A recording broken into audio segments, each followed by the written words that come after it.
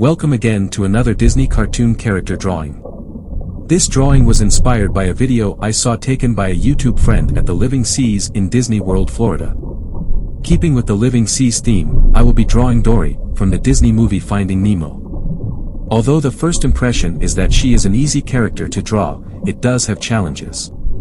If you are not familiar drawing using a grid line method, please be sure to watch these two videos. Enjoy the soothing music as you see how I draw Dory, then maybe you would like to try your hand at it.